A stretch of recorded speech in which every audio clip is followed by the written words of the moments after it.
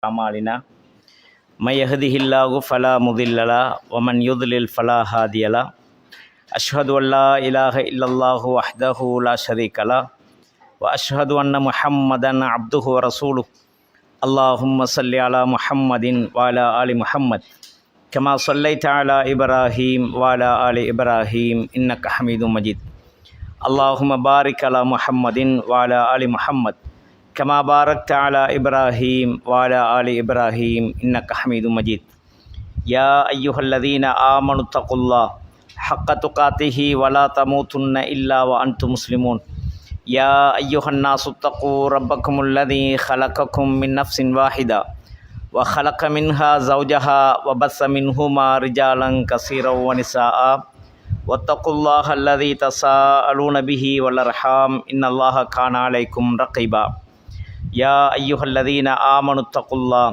وقولوا قولا سديدا يصلح لكم أعمالكم ويغفر لكم ذنوبكم ومن يطع الله ورسوله فقد فاز فوزا عظيما أما بعد فإن أصدق الحديث كتاب الله وخير الهدي هدي محمد صلى الله عليه وسلم وشر الأمور محدثاتها وكل محدثة بدعة وكل بدعة ضلالة وكل ضلالة في النار.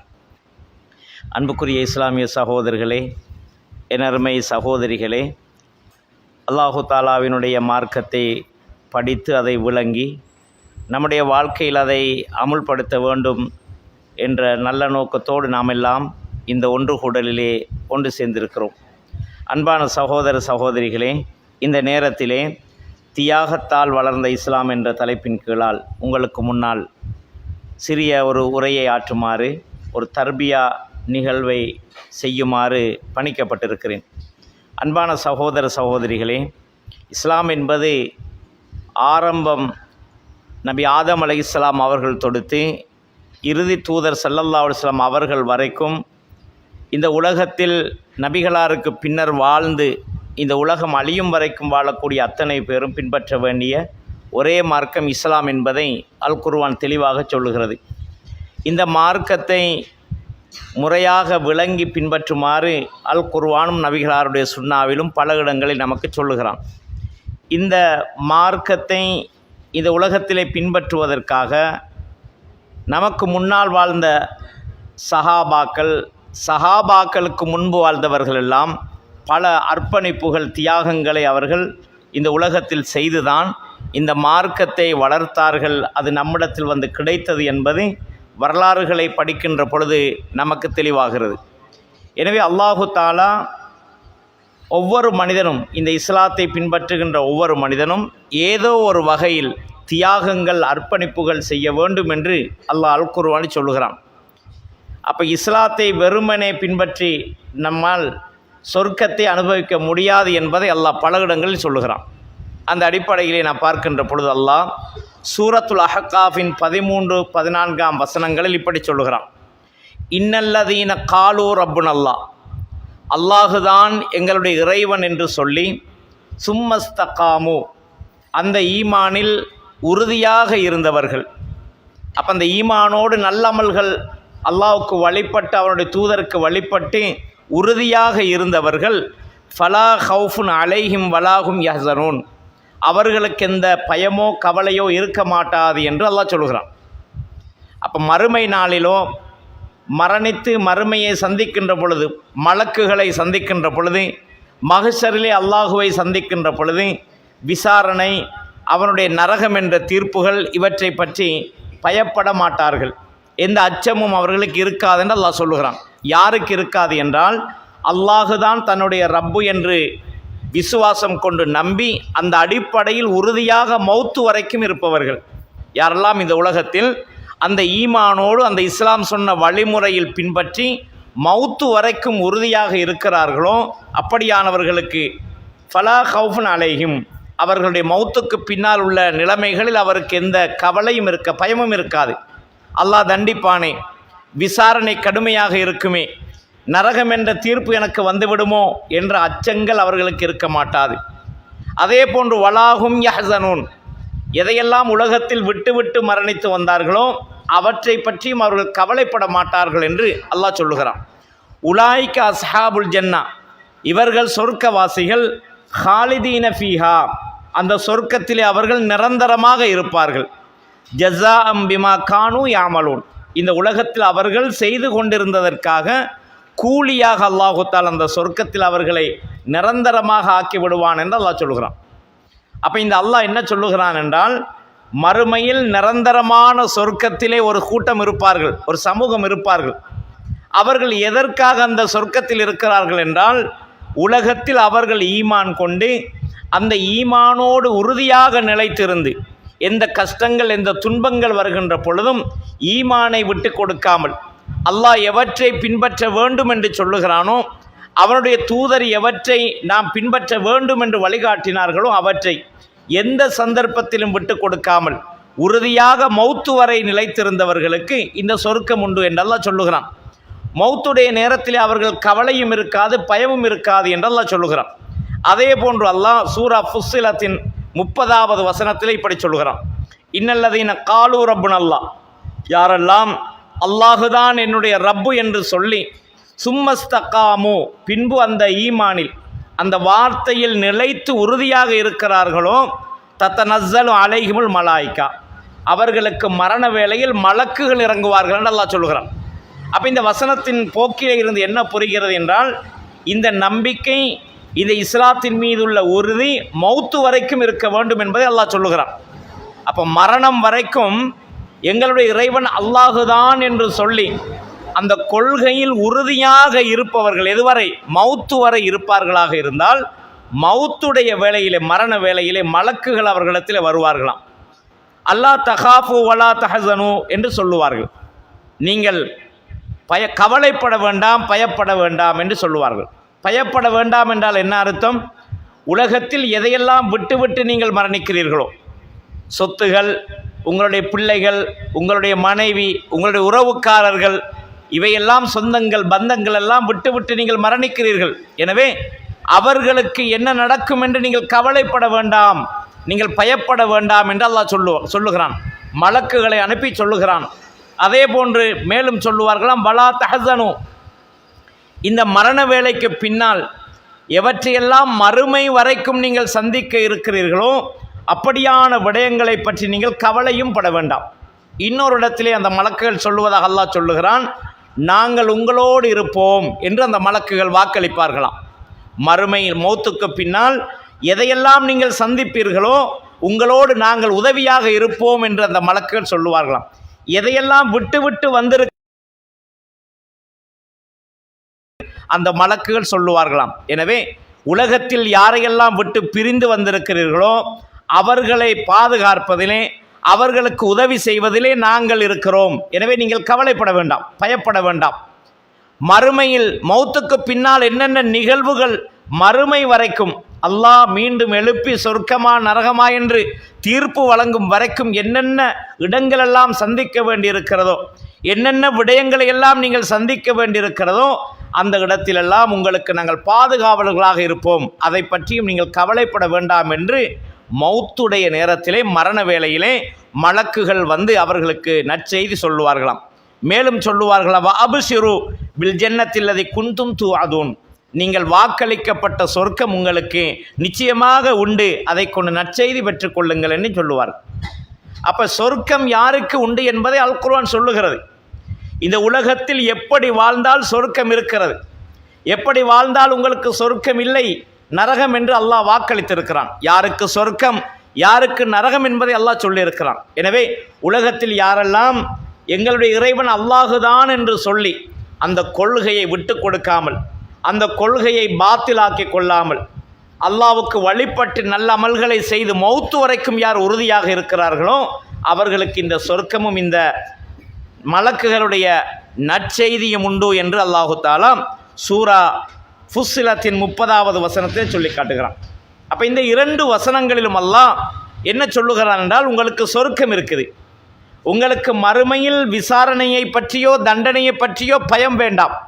யாரையெல்லாம் விட்டு பிரிந்து வந்தீர்களோ, உலகத்தில் யாரையெல்லாம் விட்டு விட்டு மரணித்தீர்களோ அவர்களை பற்றி நீங்கள் கவலையும் பட வேண்டாம். அவர்களுக்கும் உங்களுக்கும் பாதுகாவலர்களாக மறுமையில் அல்லாஹ்வுடைய தீர்ப்பு வரும் வரைக்கும் உங்களோடு நாங்கள் இருப்போம் என்று மலக்குகள் சொல்லி உங்களுக்கு வாக்களிக்கப்பட்ட சொர்க்கமும் உண்டு என்று வாக்களிப்பார்கள். இது யாருக்கு? உலகத்தில் இஸ்லாம் சொன்ன முறையில் உறுதியாக இருந்து வாழ வேண்டும். என்ன சோதனைகள் துன்பங்கள் வந்தாலும் நாம் இந்த மார்க்கத்தை விட்டு கொடுக்காமல் இந்த மார்க்க அடிப்படையிலே நாங்கள் இருந்து கொண்டால் அந்த நிலைமை. அதே போன்று தான் அல்லாஹ்வுடைய தூதர் ஸல்லல்லாஹு அலைஹி வஸல்லம் சொன்னதாக சஹீஹ் முஸ்லிமிலே 38ஆம் இலக்கத்தில் பதிவான செய்தி. சுஃபியான் இப்னு அப்துல்லா அஸ்-ஸகஃபி ரலியல்லாஹு அன்ஹு அவர்கள் சொல்லுகிறார்கள், குல்து, நான் அல்லாஹ்வுடைய தூதரிடத்தில் கேட்டேன், யா ரசூலல்லாஹ், அல்லாஹ்வின் தூதரே, குல் லீ ஃபில் இஸ்லாமி கவுலன், இஸ்லாத்திலே எனக்கு ஒரு வார்த்தையை சொல்லித்தாருங்கள், இஸ்லாத்திலே எனக்கு ஒரு வார்த்தை சொல்லித்தார், உங்களுக்கு பின்னால் வேறு யாரிடத்திலும் அது பற்றி நான் கேட்கக்கூடாது, அந்த அப்படியான ஒரு விடயத்தை எனக்கு நீங்கள் சொல்லித்தாருங்கள் என்று சுஃபியான் ரலியல்லாஹு அன்ஹு அவர்கள் கேட்கிறார்கள். அப்போ ரசூலுல்லாஹ் என்ன சொன்னார்கள் தெரியுமா? குல் ஆமன்து பில்லாஹ் சும் ஃபஸ்தகிம், அல்லாஹ்வை நான் நம்பிக்கை கொண்டேன், அல்லாஹுவை ரப்பாக நான் ஏற்றுக்கொண்டேன் என்று நீ சொல்லி, அல்லாஹுவை நம்பிவிட்டேன் என்று சொல்லிவிட்டு ஃபஸ்தகிம், அந்த வார்த்தையில் நீ உறுதியாக இருக்க வேண்டும். அப்போ ஈமான் என்று எதை இஸ்லாம் சொல்லுகிறதோ, எப்படி அல்லாஹ்வை நம்ப வேண்டும் என்று சொல்லுகிறதோ, இதர விடயங்களை பற்றி எப்படி நம்பிக்கை கொள்ள வேண்டும் என்று இஸ்லாம் சொல்லுகிறதோ அந்த நம்பிக்கையில் உறுதியாக இருக்க வேண்டும். அன்பு தோழர்களே, நம்பிக்கையை பங்கப்படுத்தக்கூடிய எத்தனையோ விடயங்கள் வாழ்க்கையில் ஏற்படும், எத்தனையோ நோய் ஏற்படும், வேறு வேறு பிரச்சனைகள் நம்முடைய வாழ்க்கையில் ஏற்படும். அப்படியான பிரச்சனைகள் வருகின்ற பொழுது இந்த ஈமானை விட்டு நாம் அந்த பக்கம் போய்விடுவோமா என்ற சிந்தனைகள் எல்லாம் நமக்கு ஏற்படும். ஷைத்தான் இப்படியெல்லாம் தூண்டுவான். அப்படியான சந்தர்ப்பங்களில் எல்லாம் நம்முடைய ஈமானை பறிகொடுக்காமல் முறையாக அந்த இஸ்லாத்தை பின்பற்றி உறுதியாக இருந்தால் நீ சொர்க்கம் நுழைவாய் என்று அல்லாஹ்வுடைய தூதர் ஸல்லல்லாஹு அலைஹி வஸல்லம் அவர்களும் இந்த செய்தியை சொல்லுகிறார். அன்பு தோழர்களே, இப்போ இந்த உறுதியான வாழ்க்கை, இந்த நம்பிக்கை, இந்த நம்பிக்கையை பாழாக்கிவிடக்கூடிய காரியங்களை செய்யாமல், என்ன துன்பம் துயரம் நம்முடைய வாழ்க்கையில் ஏற்பட்டாலும் இஸ்லாத்திற்காக நாம் அர்ப்பணிப்பு செய்து தியாகங்கள் செய்து இந்த உறுதியாக இந்த மார்க்கத்தில் நாம் இருப்போமாக இருந்தால் நிச்சயமாக அல் குர்ஆன் சொன்ன அந்த சொர்க்கம் நமக்கு உண்டு. மரண வேளையில் மலக்குகளுடைய சுபசோபனம் நமக்கு உண்டு. அன்பு தோழர்களே, இந்த இஸ்லாத்தில் உறுதியாக இந்த இருந்து மறுமையில் அல்லாஹ்வினால் வாக்களிக்கப்பட்ட சொர்க்கத்தை அனுபவிக்க வேண்டும். மரண வேளையிலே மலக்குகளுடைய சுபசோபனத்தை பெற வேண்டும் என்ற அந்த அடிப்படையிலே உலகத்தில் வாழ்ந்த எல்லா முஸ்லிம்களும், நமக்கு முன்னால் வாழ்ந்த நபித்தோழர்கள், நபித்தோழர்களுக்கு முன்பு வாழ்ந்தவர்கள் எல்லாம் பல அர்ப்பணிப்புகளை தியாகங்களை செய்து அவர்களுடைய வாழ்க்கையில் இந்த இஸ்லாத்தில் உறுதியாக இருந்திருக்கிறார்கள். இஸ்லாத்தை விட்டுவிட வேண்டிய அளவுக்கு அவர்கள் துன்புறுத்தப்பட்டார்கள். ஈமானை பாத்திலாக்கி விட வேண்டிய அளவுக்கு அவர்கள் இந்த உலகத்தில் சோதிக்கப்பட்டார்கள்.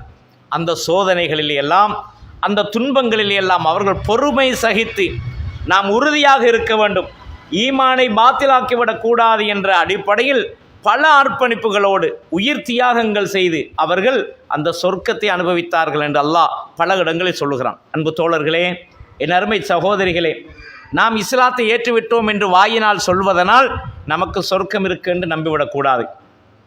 நாங்கள் எல்லாம் முஸ்லீம்கள் என்று சொல்லுவதனால், அல்லது நாங்கள் மரணித்து விட்டால் முஸ்லீம்கள் எல்லாம் நம்மை தொழுவித்து கபனுடுப்பாட்டி நல்லடக்கம் செய்வார்கள், நமக்காக இந்த உலகத்தில் உள்ள எல்லோரும் பிரார்த்தனை செய்வார்கள், அதனால் நாம் சொர்க்கம் நுழைந்து விடலாம் என்று நாம் ஏமாந்து விடக்கூடாது. நம்முடைய வாழ்க்கை முறையாக இருக்க வேண்டும். இந்த உலகத்தில் நாம் இஸ்லாம் சொன்ன அடிப்படையில் இருந்து வாழ்ந்து உறுதியாக இருக்க வேண்டும். என்ன கஷ்ட துன்ப துயரங்கள் வந்தாலும் மார்க்கத்தை விட்டுவிடக்கூடாது. மார்க்கத்தில் அசையாத உறுதியோடு நாம் இருந்து கொண்டால் நாம் நிச்சயமாக வெற்றி பெறுவோம். அன்பு தோழர்களே, இந்த சொர்க்கத்தை அடைய வேண்டும் என்பதற்காக சஹாபாக்களும் அவர்களுக்கு முன்பிருந்த முஸ்லிம்களும் செய்த தியாகங்களை பற்றி சற்று பாருங்கள். அல்லாஹ் குர்ஆனிலே சொல்லுகிறான், சூரா ஆல இம்ரானின் 179வது வசனத்தில் அல்லாஹ் இப்படி சொல்லுகிறான், மா கான அல்லாஹுல் யதரல் முஃமினின் அலாமா அன்தும் அலைஹி ஹத்தா யமீஸல் ஹபீஸ மினத் தய்யிப் என்று அல்லாஹ் சொல்லுகிறான். அப்போ இந்த வசனத்தை அல்லாஹ் என்ன சொல்லுகிறான் என்றால், முனாஃபிக்குகளை பார்த்து அல்லாஹ் சொல்லுகிறான், நயவஞ்சகர்களை பார்த்து அல்லாஹ் சொல்லுகிறான், நயவஞ்சகர்களே, நீங்கள் இப்பொழுது எந்த அடிப்படையில் இருக்கிறீர்களோ அந்த நிலையில் உங்களோடு மூமின்களை அல்லாஹ் விட்டுவிடக்கூடியவனாக இல்லை. அப்போ என்ன அர்த்தம்? உங்களில் கெட்டவர்களையும் நல்லவர்களையும் அல்லாஹ் பிரித்து காண்பிக்காமல் நீங்கள் இருக்கும் நிலையில் உங்களை விட்டுவிடக்கூடியவனாக அல்லாஹ் இல்லை என்று அல்லாஹ் சொல்கிறான். அப்போ உலகத்தில் நயவஞ்சகர்கள்ங்கிறது யார் அப்படின்னு பார்த்தால், வெளியில் ஒன்றை காட்டி உள்ளுக்கொண்ட மறைச்சிருப்பாங்க, இரட்டை வேடம் போடுவார்கள், பச்சோந்திகளாக வாழுவார்கள். இவர்கள் தான் நயவஞ்சகர்கள்.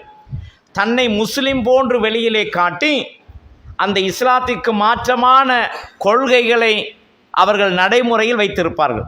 வெளியில் ஒன்றை காட்டி உள்ளே ஒன்றை வைத்திருப்பார்கள். இவர்கள் தான் முனாஃபிக்குகள்.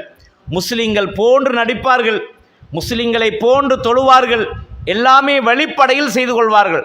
ஆனால் அவருடைய உள்ளத்திலே உண்மையான ஈமான் இருக்கவில்லை. எனவே அல்லாஹ் இங்கே சொல்லுகிறான், இப்படியான நிலைமையில் உள்ளவர்களை அல்லாஹ் அப்படியே விட்டுவிட மாட்டான்.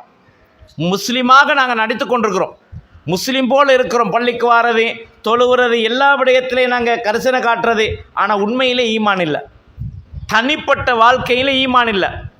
தனிப்பட்ட வாழ்க்கை எல்லா பாவங்களையும் செய்கிறது, தனிப்பட்ட வாழ்க்கையில் இஸ்லாத்துக்கு முரணான எல்லா காரியங்களையும் செய்கிறது, ஈமானை பாத்திலாக்குகின்ற எல்லா காரியத்தையும் செய்கிறது. ஆனால் வெளிப்படையில் என்ன காட்டுற தோட்டத்தில் முஸ்லீம் போல காட்டிக்கொள்வது. அப்போ அல்லாஹ் இங்கே என்ன சொல்கிறான்னு கேட்டால், இப்படியான வாழ்க்கையால் இந்த மாதிரியான நிலைமையை கொண்டு சொர்க்கம் அடைய முடியாது.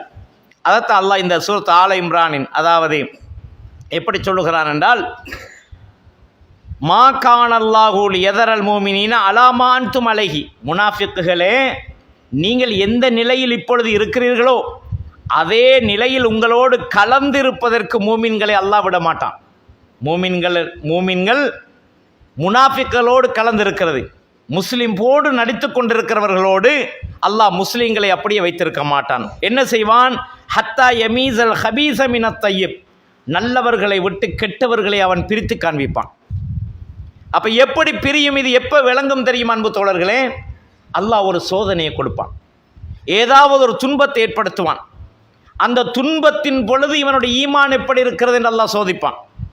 ஒரு துன்பம் வருகின்ற பொழுது நமக்கு தெரியும் ஈமான், நம்முடைய ஈமான் என்ன, சாஸ்திரம் பார்க்கக்கூடாது, குறி பார்க்கக்கூடாது, இப்படியான முறைகளில் நடப்பது இஸ்லாம் எதிர்த்த ஒரு காரியம் என்று நமக்கு தெரியும். ஒரு நோய் வந்து விட்டது, குழந்தைக்கு நோய் வந்து விட்டது, வைத்தியர்கள் கைவிட்டு விட்டார்கள். இப்படி ஒரு நிலையிலே நாம் என்ன நினைக்கிறோம், முஸ்லிம் தான், அது பார்க்கக்கூடாது தான், இருந்தாலும் இந்த நிலையில் என்ன செய்கிறேன் என்று மார்க்கத்தை விட்டுருவாங்க. இது உதாரணத்துக்கு கொண்டு சொல்கிறேன். இதை போல் பல விஷயம் இருக்குது, இதை போல் பல விடயங்கள் இருக்கும். இப்படியான சோதனைகள் வரும் பொழுது, பாவங்களை செய்வதற்கான சந்தர்ப்பம் ஏற்படுகின்ற பொழுது, நாம் ஒரு மூமின், இது இஸ்லாம் தடை செய்தது, அல்லாஹ்வுடைய தூதர் இதை தடை செய்திருக்கிறார்கள், எனவே இதை செய்யக்கூடாது, தனிமையிலும் செய்யக்கூடாது, மக்கள் பார்க்கும் பொழுதும் செய்யக்கூடாது, இது இஸ்லாம் தடுத்தது, என்ன நடந்தாலும் நான் இஸ்லாத்துக்கு மாற்றமாக நடக்க மாட்டேன் என்று உறுதியாக இருக்க வேண்டும். அப்போ அல்லாஹ் இப்படியான சந்தர்ப்பங்களை ஏற்படுத்தி யார் ஈமானோடு இருக்கிறார்கள், யார் நயவஞ்சகர்களாக நடித்து கொண்டிருக்கிறார்கள் என்பதை பிரித்து விடுவான். அல்லாஹ் பிரித்து காட்டி விடுவான் என்று அல்லாஹ் இங்கே சொல்கிறான். அப்போ நாமெல்லாம் மூமின் என்று சொல்லுவதனால் நம்மை அல்லாஹ் சோதிக்காமல் விட்டுவிட போகிறதில்லை.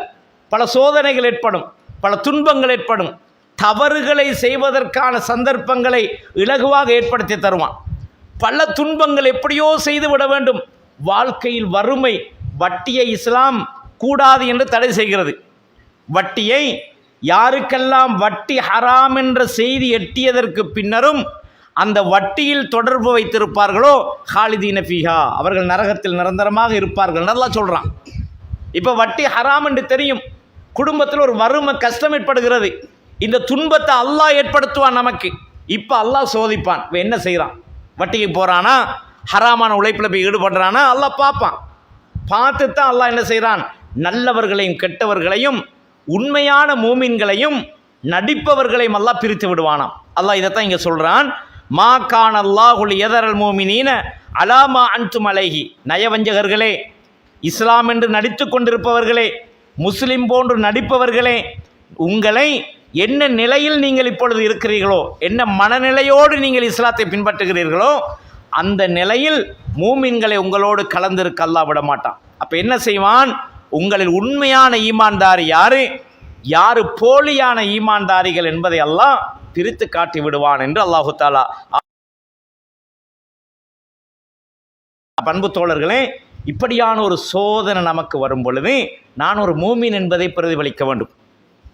அதைத்தான் அல்லாஹ் சொல்லுகிறான், காலூ ரப்புன் அல்லாஹ், என்னுடைய இறைவன் அல்லாஹுதான் என்று சொல்லிவிட்டு சும்மஸ்தகாமு, அதில் மௌத்து வரைக்கும் உறுதியாக இருக்கணும். சொன்ன வார்த்தையிலே எந்த விதமான பாத்திலையும் ஏற்படுத்திவிடக்கூடாது. அந்த ஈமானை படுத்திவிடக்கூடாது. எந்த சந்தர்ப்பம் எந்த சூழல் வந்தாலும் அந்த ஈமானை பாத்திலாக்குகின்ற காரியங்களிலே, அமல்களை விட்டுவிடுகின்ற காரியங்களில் அமல், அல்லாஹ்வுக்கும் அவருடைய தூதருக்கும் கட்டுப்படுகின்ற விடயத்தை நாங்கள் கைவிட்டுவிடக்கூடாது. மௌத்து வரைக்கும் உறுதியாக இருக்க வேண்டும் என்று அல்லாஹ் சொல்கிறான். இதை அப்படி உண்மையாக நீங்கள் இருக்கிறீங்களா என்கிறத அல்லாஹ் சோதிப்பான். பல சந்தர்ப்பங்களை ஏற்படுத்தி எப்படி நடந்து கொள்றீங்கன்னு அல்லாஹ் பார்ப்பான்.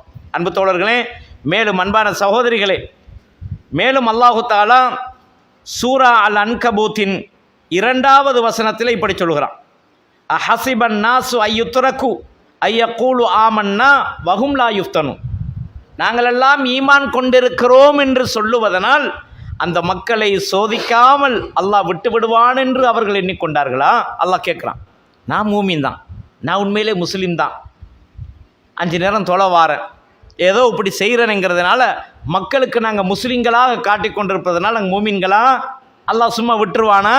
நான் ஒரு மூமின் என்று சொன்னால் அல்லாஹ் விட்டுருவானா? விட மாட்டான்.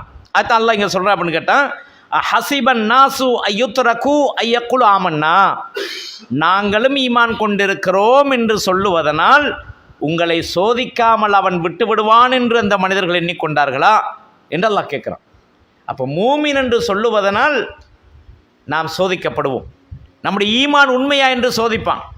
பலவிதமான சந்தர்ப்பங்களை ஏற்படுத்தி அந்த துன்பம், துயரம், சோதனைகள், வறுமை, கஷ்டம், பிணி, நோய் எல்லாம் வரும். இந்த சந்தர்ப்பங்களில் எல்லாம் இஸ்லாம் காட்டிய வழிக்கு மாற்றமாக நாம் நடக்கக்கூடாது. நம்முடைய ஈமானை பாத்திலாக்கிவிடக்கூடிய முறையில் நாம் நடந்து கொள்ளக்கூடாது. அன்பு தோழர்களே, இப்படி இருக்கிறோமா என்று அல்லாஹ் உங்களை சோதிப்பான் என்று அல்லாஹ் சொல்கிறான். அப்போ இந்த சோதனைகளில் எல்லாம், இந்த துன்பங்கள், வறுமைகள் எல்லாம் வருகின்ற பொழுதெல்லாம் யாரெல்லாம் உறுதியாக இந்த ஈமானில் இருப்பார்களோ, இந்த இஸ்லாத்தில் நிலைத்து இருப்பார்களோ, அப்படியானவர்களுக்குத்தான் மறுமையில் நிரந்தரமான சொர்க்கம் இருக்கிறது. மரண வேளையில் மலக்குகள் அனுப்பப்பட்டு உங்களுக்கு வாக்களிக்கப்பட்ட சொர்க்கம் உண்டு, கவலைப்படாதீங்க, பயப்படாதீங்க என்று மௌத்துடைய நேரத்தில் மலக்குகளுடைய நற்செய்தி உண்டு என்று அல்லாஹ் சொல்கிறான்.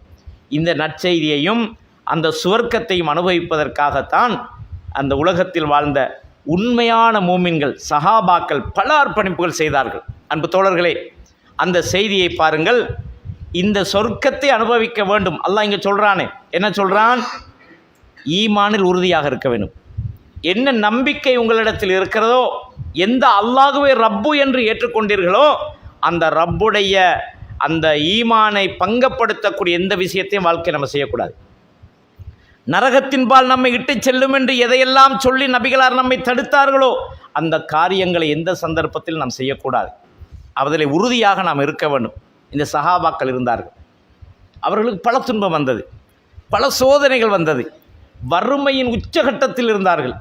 எல்லா சோதனைகளையும் அல்லாஹ் உலகத்தில் கொடுத்தா. அல்லாஹ் சொல்கிறான், உங்களை சோதிக்காமல் விட்டுடுவேன்னு நினச்சிங்களா? நாங்கள்லாம் ஈமான் கொண்டுட்டோம் என்று சொன்னால் உங்களை சோதிக்காமல் விடுவோம்னு நினச்சிங்களா? விட மாட்டோம். உங்களை சோதிப்போம், பல சந்தர்ப்பங்களில் சோதிப்போம். அந்த சோதனையில் நாம் வெற்றி பெறணும். அந்த சோதனையின் பொழுது அந்த ஈமானில் உறுதியாக நாம் இருக்க வேண்டும் என்றெல்லாம் சொல்கிறான். அப்போ சுனன் இப்னு மாஜாவிலே 150வது இலக்கத்தில் பதிவான செய்தி, அப்துல்லாஹி பின் மஸ்ஊத் ரலியல்லாஹு அன்ஹு சொல்கிறாங்க, கான அவ்வள மன் அல்ஹர இஸ்லாமஹு சபாத்துன், ஆரம்ப காலத்திலே இஸ்லாத்தை ரசூலுல்லாஹ் வந்து இஸ்லாம் சொல்லுகின்ற பொழுது, முதல் இஸ்லாத்தை சொல்லும்போது ஜாஹிலியா காலமாக தானே இருந்துச்சு. மக்கள் எல்லாம் வழிகேட்டிலே உச்சத்தில் இருந்தாங்க. அதை பற்றி முஸ்னத் அகமதில் ஒரு ஹதீஸ் வருது. ரசூலுல்லாஹ் வந்து மக்களுக்கு இஸ்லாம் போதிக்கிற நேரத்தில் அந்த மக்கள் எப்படி இருந்தாங்கங்கிறத ஹபஷா நாட்டுக்கு போயிட்டு அபூ ஜாஃபர் என்பவர் ஹபஷா நாட்டு மன்னரிடத்தில், நஜ்ஜாஷி மன்னரிடத்தில் சொல்கிற நேரத்தில் அந்த செய்தியை சொல்லி காட்டுறார். அது சுருக்கமாக சொல்கிறார் இருந்தால், நீண்ட ஒரு ஹதீஸ், அது சுருக்கமாக சொல்கிறார் இருந்தவர் என்ன சொல்கிறான்னு கேட்டால், என்ன பஞ்சமா பாதகமெல்லாம் உலகத்தில் இருக்கிறதோ அத்தனை பாவங்களை நாங்கள் செஞ்சிட்டு இருந்தோம். குடும்பத்தை பிரிஞ்சு வாழ்ந்தோம், உறவுகளை பிரிஞ்சு வாழ்ந்தோம், குடி போதையில் வாழ்ந்தோம், பெண்களை கற்பழித்தோம், களவு, சூது, மாது எல்லா பாவங்களும் செஞ்சு கொண்டு தான் இருந்தோம். ஆனால் இஸ்லாம் வந்தது, நபிகளார் வந்து இதெல்லாம் பாவம் என்று சொன்ன பொழுது நாங்கள் அதெல்லாம் கைவிட்டோம்.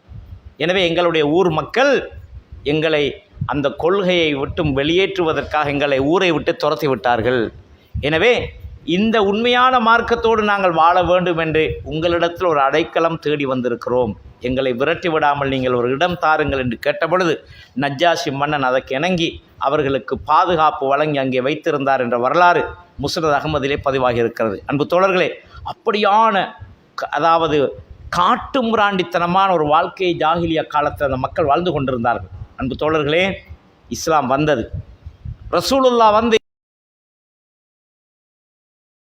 அந்த இஸ்லாத்தை ரசூலுல்லாஹ் போதித்த உடனே அந்த ஆரம்ப காலகட்டத்தை நாங்கள் பார்த்தால் 7 பேர் இஸ்லாத்தை ஏற்றுக்கொண்டார்கள். ஆரம்ப காலத்திலே தாங்கள் முஸ்லீம்கள் இஸ்லாத்தை ஏற்றுக்கொண்டோம் என்று வெளிப்படையாக சொன்னவர்கள் 7 பேர் தான். அதுதான் இந்த ஹதீஸில் சொல்கிறாங்க. அப்துல்லா இப்னு மஸ்ஊத் சொல்கிறாரு, இஸ்லாத்தை 7 பேர் வெளிப்படுத்தி காண்பித்தார்கள். அதில் யார்? முதலாவது ரசூலுல்லாஹ், இரண்டாவது அபூபக்கர் அம்மார் ரதியல்லாஹு அன்ஹு, உம்முஹு சுமையா, அம்மார் ரதியல்லாஹுடைய தாய் சுமையா ரதியல்லாஹு அன்ஹு, வ சுஹைப் ரதியல்லாஹு அன்ஹு, வ பிலாலுன் ரதியல்லாஹு அன்ஹு, வ மிக்தாதுன் ரதியல்லாஹு அன்ஹும். இந்த 7 பேரும் முதலில் ஆரம்ப பிரச்சாரத்திலே இஸ்லாத்தை மக்களுக்கு வெளிப்படுத்தி காண்பித்தார்கள். அன்பு தோழர்களே, அப்படியான ஒரு காலத்திலே இந்த இஸ்லாத்தின் மீது அந்த மக்கள் இருந்த வெறுப்பின் காரணமாக அன்றைய நாள் அந்த 7 சாராரையும் சும்மா விட்டிருப்பார்கள் என்கிறீர்களா? பலவிதமான சோதனைகள் வந்தது, பலவிதமான துன்பங்கள், சொல்ல முடியாத சோதனைகளுக்கு உட்படுத்தப்பட்டார்கள். அப்துல்லாஹ் இப்னு மஸ்ஊத் சொல்கிறாரு, ஃபஅம்மா ரசூலுல்லாஹ் ஸல்லல்லாஹு அலைஹி வஸல்லம், அல்லாஹ்வுடைய தூதரை பொறுத்த மட்டில், ஃபமனஅஹுல்லாஹு பி அம்மிஹி அபி தாலிப், தன்னுடைய சாச்சா அபூ தாலிப் அவர்கள் மூலமாக சோதனைகளிலிருந்து பாதுகாக்கப்பட்டார்கள். அபூ தாலிபுக்கு அந்த இடத்தில் இருந்த செல்வாக்கின் காரணமாக அவர் அல்லாஹ்வுடைய தூதருக்கு சோதனைகள் வருவதிலிருந்து அவர் தடுத்து கொண்டார். அதே போன்று அபூபக்கர் ரலியல்லாஹு அவர்களை பொறுத்த மட்டிலே அவர்களுடைய சமூகம் பெரிதாக இருந்தது. அவர் ஒரு மதிப்போடு அந்த சமூகத்தில் வாழ்ந்தார். எனவே அவர்களுடைய கூட்டத்தால் அபூபக்கர் ரலியல்லாஹுக்கு வந்த பெருமளவிலான சுமைகள் பாதுகாக்கப்பட்டது. ஆனால் வசாயிருகும் ஏனையவர்களை பொறுத்த மட்டிலே, அப்போ மீதமுள்ள 7 பேரில் 2 பேர் போனால் மீதமுள்ள 5 பேர், இந்த 5 பேருக்கும் பாதுகாப்பதற்கு யாரும் இல்லை, அவர்களுடைய சோதனையிலிருந்து தடுப்பதற்கு யாரும் இல்லை. அதனால் அன்றைய இருந்த முஷ்ரிக்குகள் என்ன செஞ்சாங்க? வ அம்மா சாயிருகும் ஃபஅகதஹுமுல் முஷ்ரிக்குன், இஸ்லாத்தை வெளிப்படுத்திய உடனே, இஸ்லாத்தை ஏற்றுவிட்டோம் என்று சொன்ன உடனே அந்த இணை வைப்பாளர்கள் கடுமையாக தண்டித்தார்கள், அவர்களை பிடித்து தண்டித்தார்கள் என்று அப்துல்லாஹ் இப்னு மஸ்ஊத் ரலியல்லாஹு அன்ஹு சொல்கிறாங்க. எப்படி தண்டித்தார்கள் தெரியுமா? வ அல்பசூஹும் அத்ரா அல் ஹதீத், இரும்பு கவசங்களை, இரும்பால் ஆன ஆடைகளை அவர்களுக்கு அணிவித்து, வ சஹரூஹும் ஃபிஸ்ஸம்சி, பாலைவனத்து வெயிலிலே அவர்களை அப்படியே விட்டு விடுவார்கள். அன்பு தோழர்களை சிந்தித்து பாருங்கள், இதை ஒரு கதையாக சிந்திக்க வேண்டாம், உங்களை உணர்வு பூர்வமாக நீங்கள் சிந்திச்சு பாருங்கள். ஒரு வாகனம் இருக்குது, இன்றைக்கு நாங்கள் சிந்திக்கிறா இருந்தால் ஒரு வாகனத்துக்குள்ளே நம்ம ஏற்றி வச்சு கண்ணாடிகளையெல்லாம் அடைச்சி விட்டால் ஒரு அரை மணி நேரம் நமக்கு இந்த வெயிலில் இருக்க முடியுமா? வாகனத்துக்குள்ளே சிந்திச்சு பாருங்கள். நம்ம அழகான பட்டாடை அணிஞ்சிருக்கிறோம், நல்ல ஆடைகள், உடம்புக்கு மிருதுவாக இருக்கக்கூடிய நல்ல இலகுவான ஆடைகளை அணிந்திருக்கிறோம். இந்த நிலையிலே ஒரு பேருந்திலே, ஒரு பஸ் வண்டியிலே நாம் பயணிப்பதற்காக ஏறி அமர்ந்திருக்கிறோம். ஒரு அரை மணி நேரமாக அந்த பஸ் எடுக்கப்படவில்லை என்று சொல்லுங்கள், இருக்க முடியுமா? சிந்திச்சு பாருங்கள், எவ்வளோ கஷ்டமாக இருக்கிறது, வியர்வை எப்படி கொடுமையாக இருக்கிறது. இந்த பஸ்ஸிலே செல்ல முடியாதென்று இறங்கி செல்லக்கூடியவர்கள் கூட இருக்கிறார்கள். சிந்தித்து பாருங்கள், இந்த நிலைமையை நம்ம சில நேரம் பயணங்கள் அனுபவிச்சிருப்போம். ஒரு சூடான காலத்தில் கண்ணாடிகள் அடைக்கப்பட்டிருந்தால், திறக்கப்பட்ட அந்த பஸ் வண்டியில் கூட நம்மால் அது நகராத நேரத்தில் உட்கார்ந்திருக்க முடியலை. தோழர்களே, இஸ்லாத்தை ஏற்றார்கள் என்ற காரணத்துக்காக, இந்த இஸ்லாத்தை, இந்த நபியை நம்பினார்கள் என்ற காரணத்திற்காக அவர்கள் இரும்புகளால் ஆடைகள் அணிவிக்கப்பட்டு, பாலைவனத்து வெயில் எவ்வளவு கொடுமையானது, அந்த சுட்டு வெயிலிலே அவர்களை நிப்பாட்டி வைத்தால், வெயிலில் வைத்தால் எப்படி இருக்கும் என்று சிந்தித்து பாருங்கள். இப்படி தண்டிப்பார்கள், இந்த முறையில் தண்டிப்பார்கள், இப்படியெல்லாம் அவர்களை கொடுமை செய்தார்கள். மேலும் சொல்லுகிறார்கள், பிலால் ரலியல்லாஹு அவர்கள் ஒரு அடிமை, அவர் ஒரு நீக்கிறோ அடிமை, அவர் ஒரு யூதனிடத்தில் அடிமையாக இருந்தார்கள். என்ன செய்வார்கள்? அவர் அந்த நிலையிலே இஸ்லாத்தை ஏற்றுக்கொண்டார். யாருமே இல்லாத ஒரு அனாதை போன்ற ஒரு மனிதர். அவர் இஸ்லாத்தை ஏற்றுக்கொண்டதனால் அந்த மக்கள், அந்த யூதர்கள் என்ன செய்தார்கள் தெரியுமா? பிலால் ரலியல்லாஹு அவருடைய கழுத்திலே கயிற்றை மாட்டி, ஒரு ஆட்டை ஒரு மாட்டை நாம் கயிற்றை போட்டு இழுத்து செல்லுவதை போன்று பிலால் ரலியல்லாஹு அவருடைய கழுத்திலே ஈத்தம் நாரினால் முறுக்கப்பட்ட கயிற்றை கழுத்திலே போட்டு சிறுவர்களை அழைத்து அவர்களுடைய கையிலே கொடுத்து செல்லுவார்கள். பிலாலை வீதியோரங்களிலே நீங்கள் இழுத்து வாருங்கள் என்று சொல்லுவார்கள். தினமும் பிலால் ரலியல்லாஹு அவர்களை வெயில் அதிகரிக்கின்ற நேரத்திலே அந்த பாலைவனத்து வீதிகளிலே சிறுவர்கள் கயிறுகளை கட்டி இழுத்து கொண்டு செல்லுவார்கள். பின்னால் சில சிறுவர்கள் பைத்தியகாரன் பைத்தியகாரன் என்று கல்லடிப்பார்கள் என்ற வரலாறை நாம் பார்க்கிறோம்.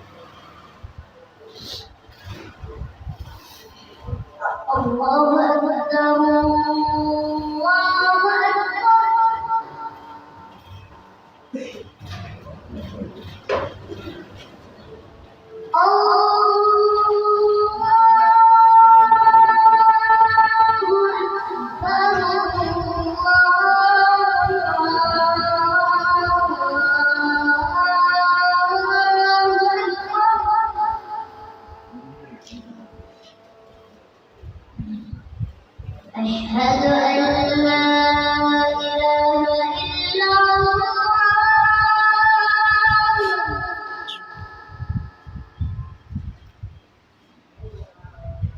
أشهد أن لا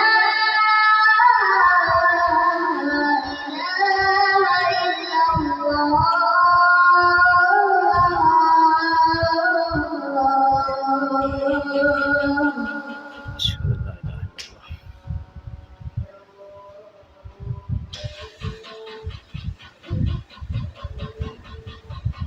أشهد أن محمدا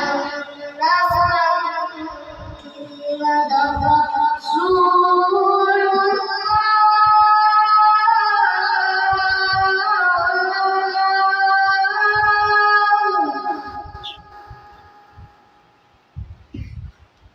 أشهد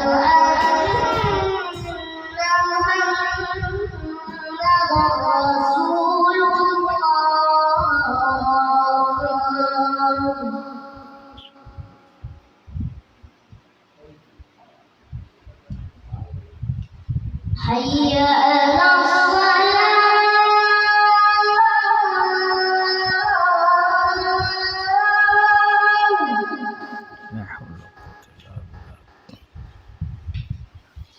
حي على الصلاة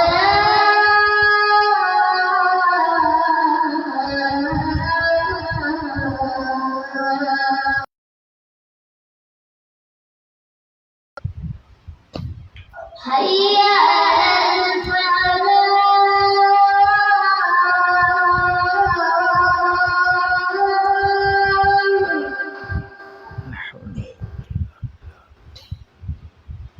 هيا على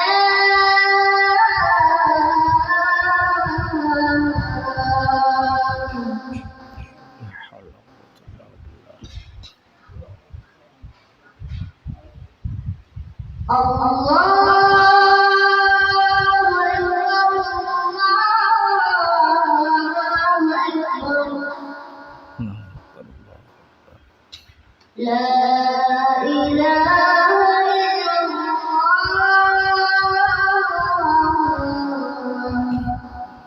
اللهم صل على محمد. அன்பு சகோதரர்களே, அன்பான சகோதரிகளே, அப்போ பிலால் ரலியல்லாஹு அவர்கள் சிறுவர்களால் இழுத்து வரப்பட்டார்கள். ஃபஜஅலு யதூஃபூன பிஹி ஃபி ஷிஆபி மக்கா, மக்காவினுடைய பள்ளத்தாக்குகளிலே எல்லாம் பிலால் ரலியல்லாஹு அவர்களை கழுத்திலே கைத்தை கட்டி சிறுவர்கள் இழுத்து செல்லுவார்கள். பின்னால் சில சிறுவர்கள் கல்லால் அடித்து அவரை பைத்தியகாரன் என்றெல்லாம் சொல்லுவார்களாம். இந்த துன்பத்தை கண்டு, இந்த கஷ்டங்களினால், இந்த மக்கள் செய்யும் சோதனையால், வேதனையால் இஸ்லாத்தை விட்டு ஓரமாகவில்லை, இஸ்லாத்தை விட்டு அவர் போகவில்லை. அந்த கொள்கையில் அல்லாஹ்வின் மீது கொண்ட நம்பிக்கையில் உறுதியாக இருந்தால் நிச்சயமாக எனக்கு சொர்க்கம் இருக்கிறது, அல்லாஹ் வாக்களித்தபடி எனக்கு சொர்க்கத்தை தருவான் என்ற நம்பிக்கையின் பேரிலே பல அர்ப்பணிப்புகளை, தியாகங்களை செய்து அந்த வேதனைகளை எல்லாம் அனுபவித்து கொண்டு என்ன சொன்னார் தெரியுமா? அஹது அஹது என்று சொல்லுவாராம். இன்னொரு சந்தர்ப்பத்திலே பிலால் ரலியல்லாஹு அன்ஹு சொல்லுகிறார்கள், அஹது என்று சொல்லுகின்ற வார்த்தையை தவிர அந்த முஷ்ரிக்குகளுக்கு, இணை வைப்பாளர்களுக்கு கோபமூட்டக்கூடிய வேறொரு வார்த்தை இருக்கவில்லை. அப்படி இருந்திருந்தால் அந்த நிலைமையில் நான் அந்த வார்த்தையைத்தான் சொல்லியிருப்பேன் என்று சொல்லுகிறார். என்றால் எவ்வளவு துணிவோட! இந்த உலகம் துச்சமானது, இந்த உலகம் சொற்பகாலம். ஏதோ இன்று ஒருவன் துன்புறுத்துகிறான், அதுக்காக மார்க்கத்தை விட்டுவிட்டால் மறுநாள் நாம் மரணித்து விடலாம். சிந்திக்க வேண்டும் சகோதரர்களே. அடுத்தவனுடைய சோதனைக்காக, அடுத்தவனுடைய துன்பத்துக்காக, அல்லது உலக இலாபங்களுக்காக, உலக மோகங்களுக்காக நாம் மார்க்கத்தை விட்டுவிட்டால் அடுத்த நிமிடம் நமக்கு மரணம் வந்து மார்க்கமில்லாத நிலையில் நாம் மரணித்து விடலாம். அப்படி மரணித்து விட்டால் நம்முடைய நிலைமை மறுமையில் எப்படி இருக்கும் என்று சிந்தித்து பாருங்கள். இதைத்தான் சஹாபாக்கள் சிந்தித்தார்கள். உலகம் சொற்பகால வாழ்க்கை, இன்றோ நாளையோ மரணித்து விடுவோம். இன்று வந்த சோதனையில் தப்பிவிட்டால் நாளை இதைவிட பெரிய ஒரு சோதனையில் நாம் மரணித்து விடலாம் என்ற நம்பிக்கை அந்த சஹாபாக்களுக்கு இருந்தது. ஆனால் நாம் என்றுமே மரணிக்க மாட்டோம் என்பதை போன்று உலகத்திலே நாம் எதையெல்லாம் சாதிக்க நினைக்கிறோம் என்று சிந்தித்து பாருங்கள். அன்பு தோழர்களே, முஸ்தத்ரக் ஹாக்கிமிலே 5666 இலக்கத்தில் பதிவான ஒரு சஹீஹான செய்தி. ஜாபிர் ரலியல்லாஹு அன்ஹு அவர்கள் சொல்லுகிறார்கள், அன்ன ரசூலுல்லாஹி ஸல்லல்லாஹு அலைஹி வஸல்லம் மர்ர பி அம்மார் வ அஹ்லிஹி வஹும் யுஅஸபூன். அம்மார் ரலியல்லாஹு அன்ஹுடைய குடும்பம் துன்புறுத்தப்படுகின்ற பொழுது அவர்களை ரசூலுல்லாஹ் தாண்டி செல்லும் பொழுது சொல்லுவார்களாம், ஃபக்கால அப்ஷிரு ஆல அம்மார், அம்மாரின் குடும்பமே நீங்கள் நற்செய்தி பெற்றுக்கொள்ளுங்கள். வ ஆலு யாசிர், யாசுருடைய குடும்பமே நீங்கள் நற்செய்தி பெற்றுக்கொள்ளுங்கள். ஃபைன்ன மௌஇதக்கும் ஜல் ஜன்னா, உங்களுக்கான வாக்களிக்கப்பட்ட இடம் சொர்க்கம்தான். என்ன காரணம்? உலகத்தில் அவர்கள் தண்டிக்கப்பட்டார்கள், குடும்பமாக கொலை செய்யப்பட்டார்கள்.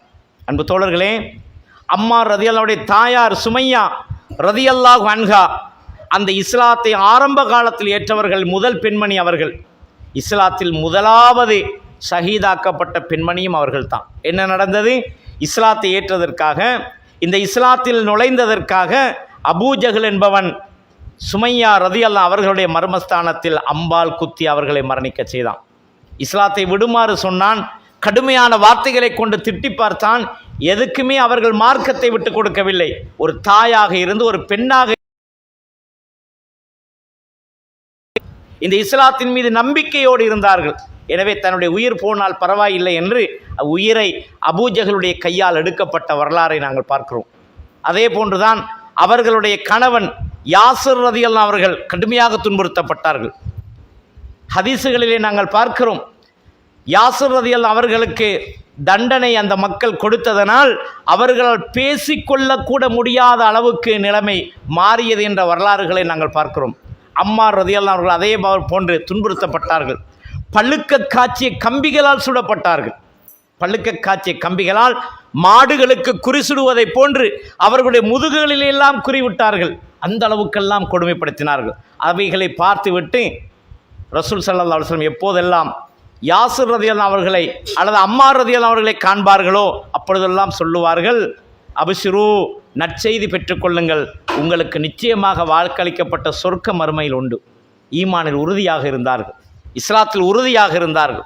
என்ன சோதனை வந்த பொழுதும், துன்பம் வந்த பொழுதும் மார்க்கத்தை அவர்கள் விட்டு கொடுக்கவில்லை, உறுதியாக இருந்தார்கள். அதனால் அவர்களுக்கு சொர்க்கம் என்று அல்லாஹ்வுடைய தூதர் ஸல்லல்லாஹு அலைஹி வஸல்லம் அவர்கள் உயிரோடு அவர்கள் இருக்கும் பொழுதே உங்களுக்கு வாக்களிக்கப்பட்ட சொர்க்கம் உண்டு என்று அவர்களுக்கு நற்செய்தி சொன்னார்கள் என்ற செய்தியை நாங்கள் பார்க்கிறோம். அன்பு தோழர்களே, அதே போன்றுதான் அல்லாஹு தஆலா இவர்களை பற்றி அல் குர்ஆனில் புகழ்ந்து கூறுகிறான்.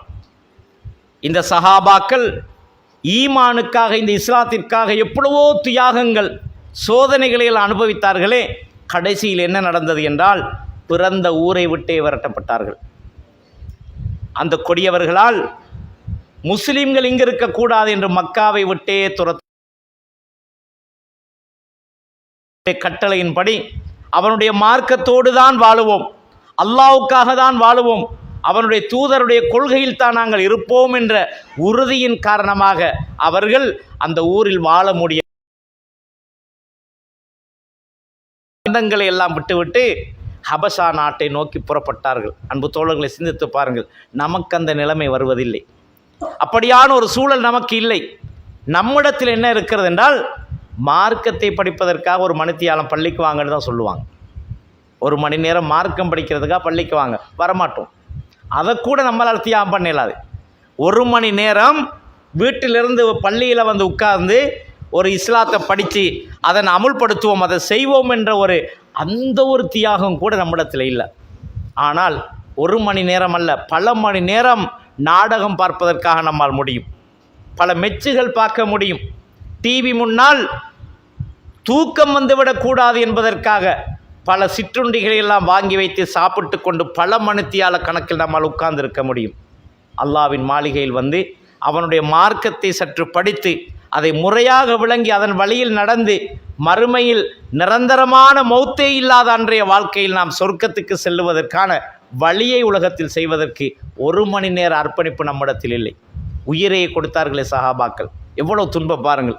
அன்பு தோழர்களே, அல்லாஹ் குர்ஆனிலே சூரத்து நஹல் 41-42 வசனங்களில் சொல்லுகிறான், வல்லதீன ஹாஜரு ஃபில்லா, அல்லாஹ்வுடைய விடயத்திலே தன்னுடைய பிறந்த ஊரை விட்டு மக்காவை விட்டு ஹபஷாவுக்கு அல்லது மதீனாவுக்கு பயணப்பட்டதன் பின்னர் என்ன அநியாயம், சொத்துக்காகவல்ல, வேறு உறவுக்காகவல்ல, எதுக்கான அநீதி என்றால் இஸ்லாத்தில் இருக்கக்கூடாது என்று அந்த மக்கள் கொடுமைப்படுத்தினார்கள்.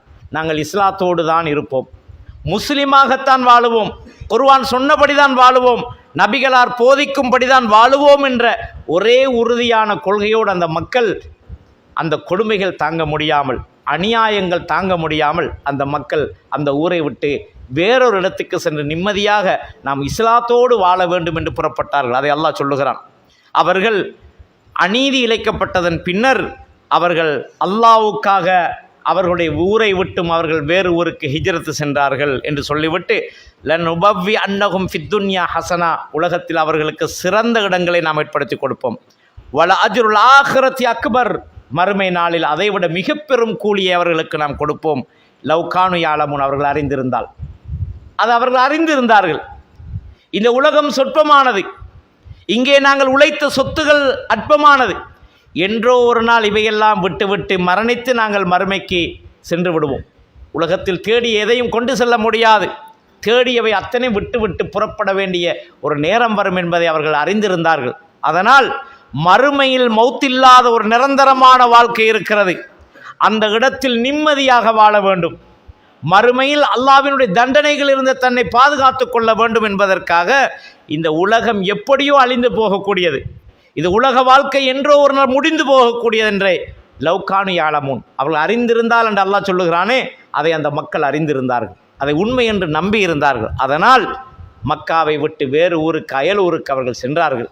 அல்லாஹ் அவர்களுக்கு சிறந்த இடத்தை அங்கே ஏற்படுத்தி கொடுத்தான்.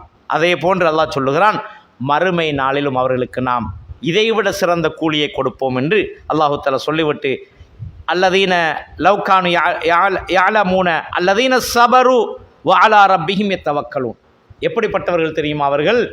அல்லதீன சபரு, சோதனைகள் துன்பங்கள் பொழுது பொறுமையாக இருந்தவர்கள், அல்லாஹ்விடத்தில் எங்களுக்கு கூலி இருக்கிறது என்று நம்பியிருந்தவர்கள், இஸ்லாத்திற்காக எங்களுடைய வாழ்க்கையை நாங்கள் அர்ப்பணிப்போம் என்று பொறுமையோடு அதை அர்ப்பணித்தவர்கள். அதனால் அவர்களுக்கு இந்த கூலி, தங்கள் இறைவன் மீது அவர்கள் நம்பிக்கை வைத்திருந்தவர்கள் என்று அல்லாஹ் தஆலா சொல்லுகிறான். அன்பு தோழர்களே, நாங்களும் மூமின்கள் தான், அந்த சொர்க்கம் நமக்கு வேண்டும் என்று நாமும் ஆசைப்படுகிறோம், நரகத்தின் தண்டனையிலிருந்து நாம் காப்பாற்றப்பட வேண்டும் என்று நாமும் சிந்திக்கிறோம்.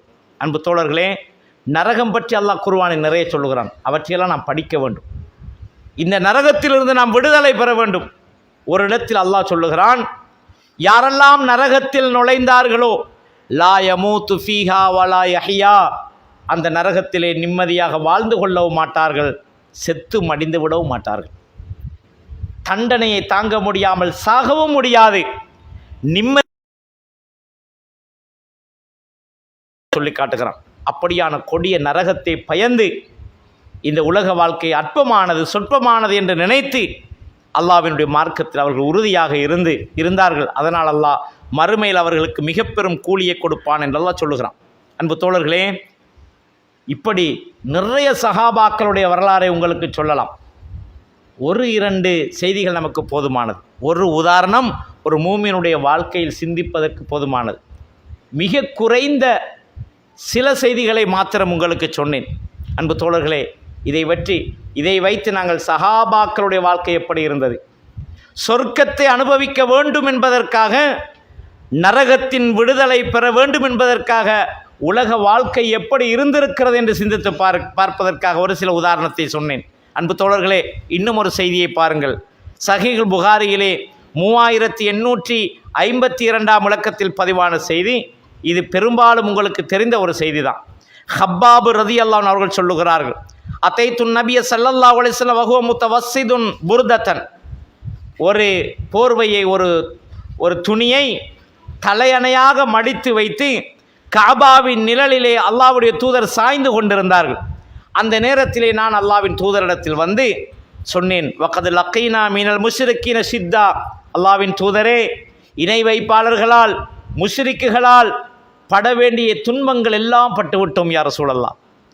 அவர்களால் என்னவெல்லாம் செய்ய முடியுமோ அப்படியான துன்பங்களை எல்லாம் நாங்கள் அனுபவித்து விட்டோம். இந்த இஸ்லாத்திற்காக, இந்த மார்க்கத்துக்காக நாங்கள் செய்ய வேண்டிய எத்தனையோ அர்ப்பணிப்புகளை செய்து பல துன்பங்களை அனுபவித்தோம் யா ரசூலல்லாஹ். ஃபகுல்து யா ரசூலல்லாஹ் அலா ததுல்லாஹ். அல்லாஹ்விடத்தில் நீங்கள் எங்களுக்காக பிரார்த்தனை செய்ய வேண்டாமா?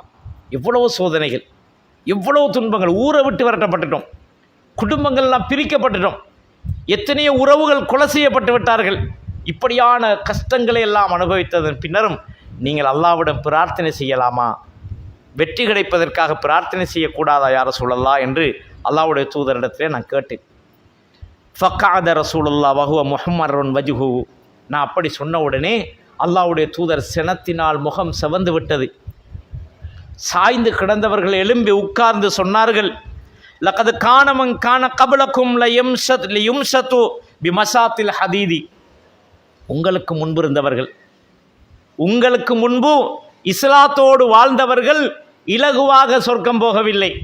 அவர்களும் உங்களை போன்றுதான் பல கஷ்டங்களை அனுபவித்திருக்கிறார்கள் என்று ஹப்பாப் ரலியல்லாஹு அவர்களுடைய வார்த்தைக்கு அல்லாஹ்வுடைய தூதர் ஆறுதல் சொன்னார்கள்.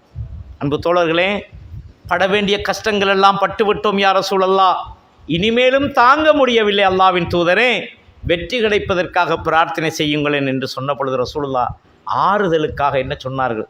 சினத்தால் முகம் சிவந்தவர்களாக எழுந்து உட்கார்ந்து சொல்லுகிறார்கள், நீங்கள் மட்டுமா துன்பப்படுகிறீர்கள்? உங்களுக்கு மட்டுமா கஷ்டம்? அனுபவித்திருக்கிறார்கள்.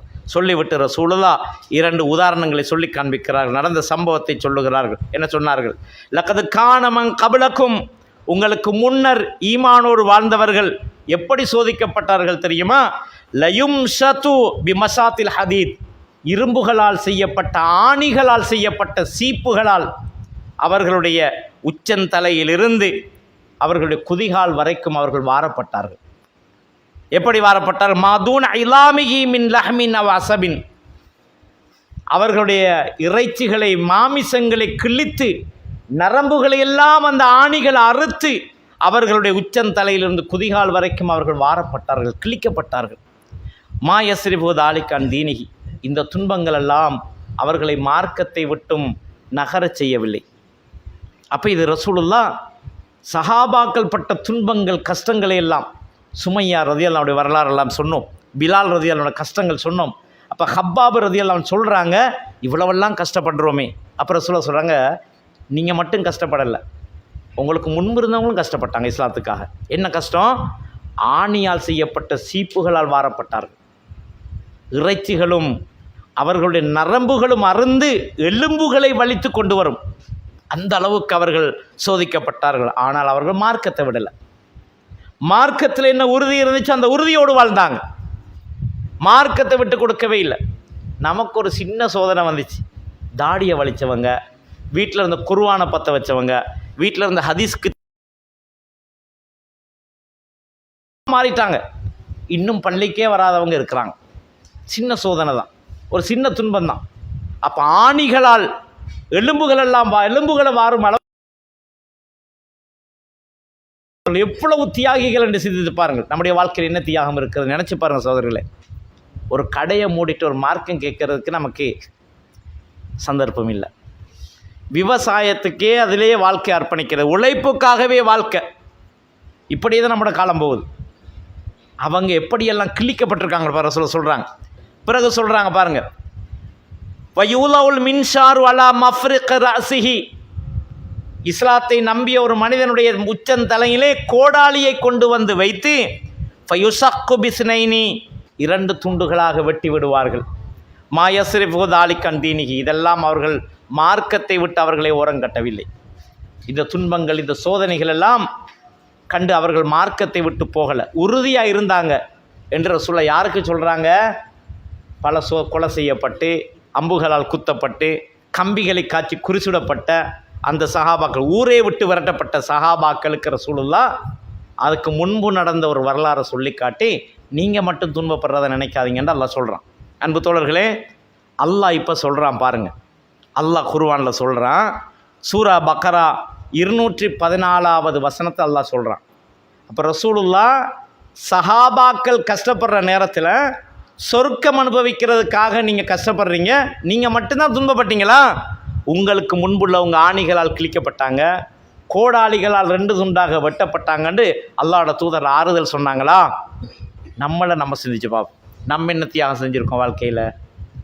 அல்லாஹ்வோட மார்க்கத்துக்காக, சொர்க்கம் கிடைப்பதற்காக.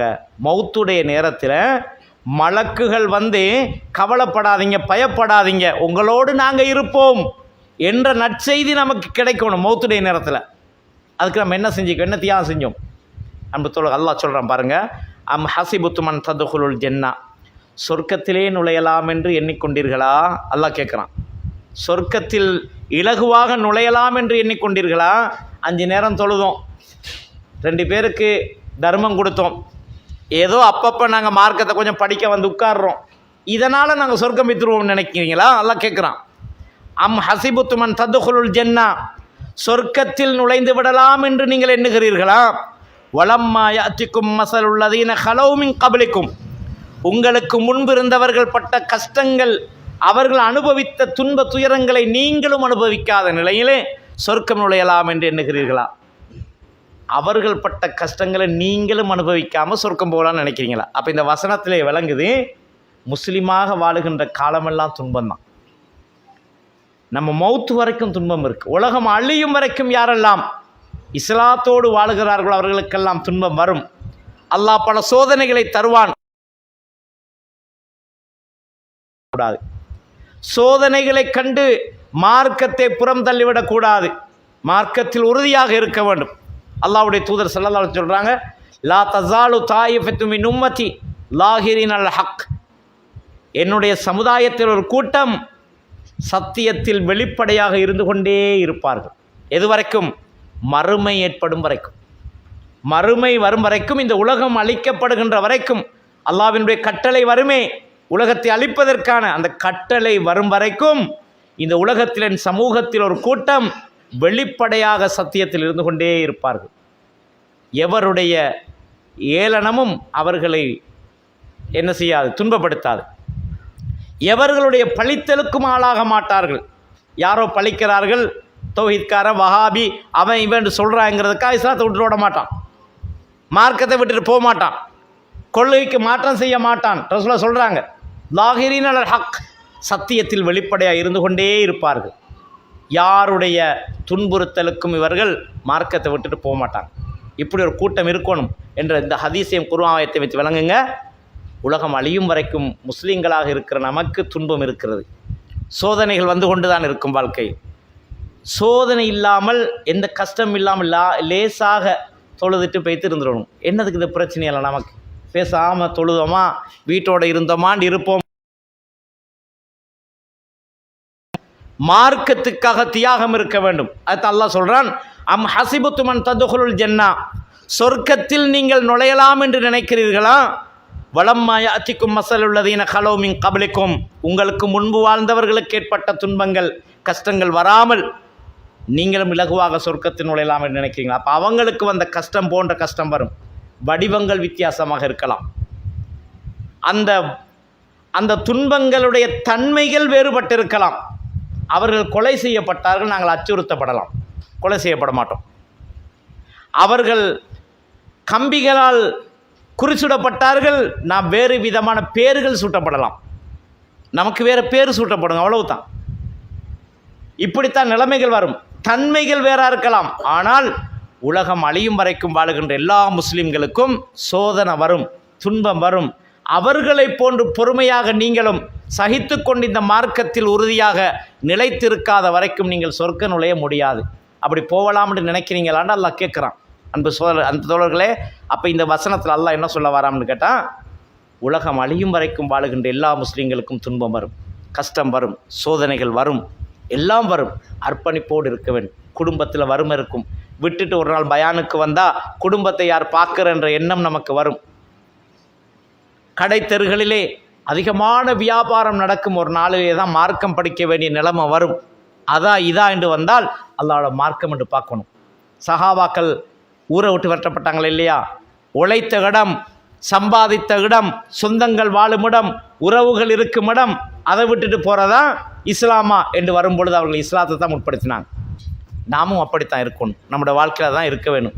எனவே அன்பு தோழர்களே, என் அருமை சகோதரிகளே, வெறுமனே பயான்கள் கேட்பது மாத்திரமல்ல நம்முடைய வாழ்க்கை. அதை நம்முடைய வாழ்க்கையில் அமுல்படுத்த வேண்டும், நடைமுறைப்படுத்த வேண்டும். கணவனை பள்ளிக்கு அனுப்பும் மனைவியாக, பிள்ளைகளை தொழுதாயா என்று கேட்கின்ற தந்தையாக, மார்க்க வகுப்புகளுக்கு போனாயா என்று கேட்கின்ற தந்தையாக, ஒரு மார்க்க வகுப்பு நடக்கிறது என்றால் கணவனை அனுப்புகின்ற மனைவியாக இருக்க வேண்டும். கணவன் மனைவியை கூட்டி வருகின்ற கணவனாக இருக்க வேண்டும். ஏன் அல்லாஹ் சொல்லுகிறான், கூ அம்புசக்கும் அகலிக்கும் நாரா, உங்களையும் உங்கள் குடும்பத்தையும் நரக நெருப்பிலிருந்து காத்து கொள்ளுங்கள். நரக நெருப்பிலே இருந்து உங்களையும் உங்கள் குடும்பத்தையும் காப்பதாக இருந்தால் இந்த அர்ப்பணிப்புகள் செய்ய வேண்டும். அப்படி செய்யாமல் சொர்க்கத்தில் நுழையலாம் என்று எண்ணுகிறீர்களா என்று அல்லாஹ் கேட்கிறான். அல்லாஹ் சொல்லிவிட்டு சொல்லுகிறான், அப்போ உங்களுக்கு முன்பு இருந்தவர்கள் என்ன கஷ்டமெல்லாம் அனுபவித்தாங்க? மஸ்ஸத்துஹுல் பாஸா, அவர்களுக்கு வறுமை ஏற்பட்டது. வதர்ரா, பல கெடுதிகள் ஏற்பட்டது. வஸுல்ஸிலு ஹத்தா யகூல ரசூலு வல்லதீன ஆமனூ மஅஹு மத்தா நஸ்ருல்லாஹ், அல்லாஹ்வுடைய தூதரும் அவரோடு ஈமான் கொண்டிருந்தவர்களுமாக சேர்ந்து அல்லாஹ்வுடைய உதவி எங்களுக்கு வரமாட்டாதா என்று கேட்கின்ற அளவுக்கு இஸ்லாத்தை நம்பாத மக்களினால் அவர்கள் அச்சுறுத்தப்பட்டார்கள். அல்லாஹ் சொல்கிறான், இப்படியான சோதனை வரும், வறுமை வரும். வறுமைக்காக மார்க்கத்தை விடக்கூடாது. குடும்ப கஷ்டம், குடும்பத்துக்கு உழைப்பது ஃபர்லு, குடும்பத்துக்கு உழைப்பது குடும்ப தலைவனின் கடமை. அது பிள்ளைகளுக்கு, மனைவிக்கு உணவு, உடை இதெல்லாம் கொடுப்பது ஒரு கணவனுடைய கடமை. அதே நேரம் தனக்கு சொர்க்கத்தை தேடிக்கொள்வதும் தன்னுடைய கடமை. அல்லாஹ்வின் புறத்தில் தனக்குள்ளதை மறந்துவிடக்கூடாது என்பதையும் நாங்கள் சிந்திக்க வேண்டும். எனவே தியாகங்கள் செய்துதான், மார்க்கத்தில் உறுதியாக இருந்துதான் சொர்க்கத்தை அனுபவிக்க முடியும் என்பதை அல்லாஹ் சொல்லுகிறான். எனவே உங்களுக்கு முன்பிருந்தவர்கள் பட்ட கஷ்டங்கள் என்ன? மஸ்ஸத்துஹுல் பாஸா, அவர்களுக்கு வறுமை தொட்டு கொண்டது. வதர்ரா, பல கெடுதிகள், பல துன்பங்கள் அவர்களை தொட்டு கொண்டது. வஸுல்ஸிலு, இஸ்லாத்தை நம்பாத மக்களினால் அவர்கள் அச்சுறுத்தப்பட்டார்கள். மார்க்கத்தை பின்பற்றினால் இப்படி இருந்தால் அப்படி தண்டனை, இப்படி இருந்தால் அப்படி என்றெல்லாம் அச்சுறுத்தப்பட்டார்கள். எந்த அளவுக்கு அச்சுறுத்தப்பட்டார்கள் என்றால், தூதரும் அவர்களோடு ஈமான் கொண்டிருந்தவர்களும் சேர்ந்து அல்லாஹ்வோட உதவி எங்களுக்கு வராதா என்று கேட்கிற அளவுக்கு துன்புறுத்தப்பட்டார்களாம். என்றாலும் அல்லாஹ் அலா இன்ன நஸ்ரல்லாஹி கரீப், விரைவாக வெற்றி வரும் என்று அல்லாஹ் சொன்னான். வெற்றியை உடனே கொடுக்கல, நம்ம சிந்திக்கிற மாதிரி அல்லாஹ் கொடுக்கல. அலா இன்ன நஸ்ரல்லாஹி கரீப், வெற்றி விரைவாக வரும், பொறுமையாயிருங்க, வெற்றி விரைவாக வரும். வ இன்ன மஅல் உஸ்ரி யுஸ்ரா, கஷ்டத்துக்கு பின்னால் தான் இலகு இருக்கிறது என்று அல்லாஹ் சொல்லுகிறான். கஷ்டப்பட்டால் மேடு ஏறினால் பள்ளம் இருக்கும், கஷ்டப்பட்டால் உங்களுக்கு சந்தோஷமான வாழ்க்கை இருக்கும் என்று அல்லாஹு தஆலா சொல்லி காண்பிக்கிறான். அன்பு தோழர்களே, இது சஹாபாக்களும் அவர்களுக்கு முன்பிருந்தவர்களும் செய்த தியாகம் அல்ல.